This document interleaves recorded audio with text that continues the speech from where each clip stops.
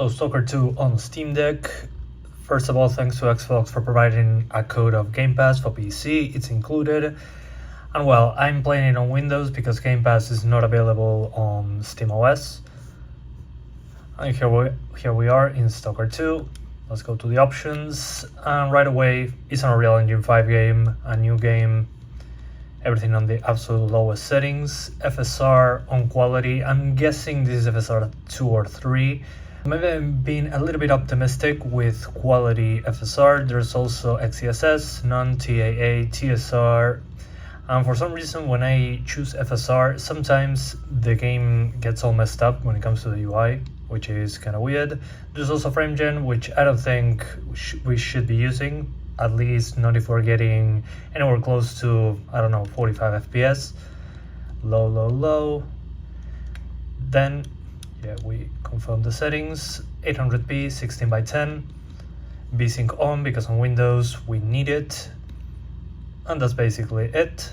So let's get into the game right away. The first time you launch the game, you're going to have a shader compilation pass. In my case, it took like 30 minutes, which I think is crazy, but it took then like 10 minutes the second time, so I'm not sure if it's doing it correctly, to say it in some way. And right now we're at the beginning of the game, where basically nothing happens. We are outside, enemies when they show up, the CPU usage spikes, and we're still into the 20s, so let's lower the FSR to performance, which is 50%, the usual that we use on UE5 games, especially on new ones, so 50% resolution.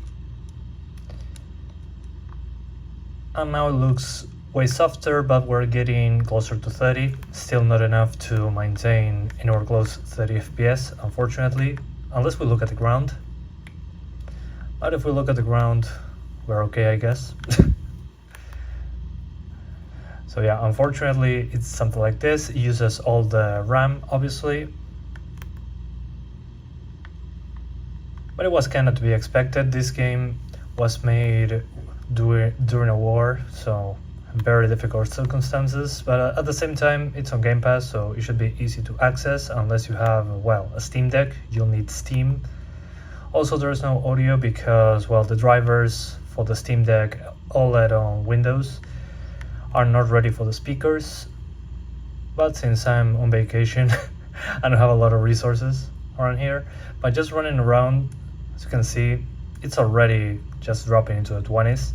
Even if I use 4 gigs of VRAM in the UMA buffer, it was still a problem. And again, there is still no enemies to see, not much going on really, like at all. So imagine when we get to a stalker camp or something like that, well, if just traversing uses the entire CPU, I don't even want to know what's going to happen later. Let's try Ultra Performance FSR. I don't think it's going to make a difference, but we're going to try it anyway. Again, already at the lowest settings. So this is 33% resolution. And well, 33% of 800p, you do the math on each axis, you'll see what's going on. But as of right now, just running around in a dark environment like this, no matter what, is into the 20s. So I can shoot, I can do all that normal stuff, but I'm just getting radiation poisoning. It's really not ready for the Steam Deck. I know S.T.A.L.K.E.R is all about the jank and bugs and anomalies, or whatever you want to call it. But right now, I wasn't expecting it to run well, and here's the proof, I guess. So let's go to the marker, let's see what happens over there. But first impressions, obviously not playable in my opinion. Even an Ultra Performance FSR, that's not good enough. And being an open world UE5 game, it was kinda to be expected, let's be honest here. I'll be playing this on PC on Monday, probably, once I'm back from vacation. But even at the lowest settings, we have self shadows, we still have screen space reflections, if you look at that right there. But again, nothing is going on, so as soon as something happens, well, it's going to be even worse. So yeah, basically right now I wouldn't recommend it on Steam Deck. I saw some people playing it on SteamOS and also dropping frames very hard like you're seeing right now. This is the OLED version. On the LCD is going to be even more unstable because again, when you're traversing, just moving around, the CPU usage can spike. I'm guessing that the GPU frequency drops in order for the CPU to do its job. Unfortunately, I cannot see that on Windows as of yet.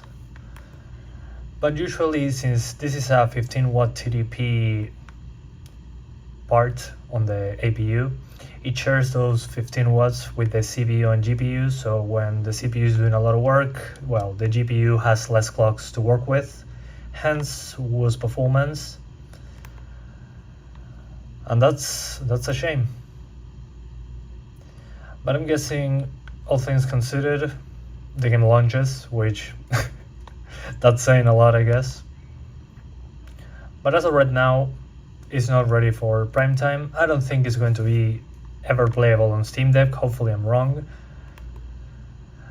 But again, even on SteamOS, I saw very heavy performance drops on other people's videos. So this one shouldn't be any different. So even if you're on Windows, good luck. So yeah, that's it for now. Thank you guys so much for watching this video. As soon as patches drop, I'll be revisiting the game on Steam Deck. Again, on Monday, I'm going to be doing this on PC. I'm more interested on that one in this case because it's very heavy on the CPU as well, especially when traversing around. But you need to keep in mind that this game was made in a war zone, literally, and it took quite a few years, plus a pandemic on top of it. So I'm guessing without that, the game's already had jank. So I was kind of expecting this. But still, if anything new comes up, I'll let you know. Right now on Steam Deck, just skip it, obviously. Right now is not a good time. But as soon as that changes, hopefully, I'll try it again. So thank you guys so much for watching, and I'll see ya next time. Bye guys.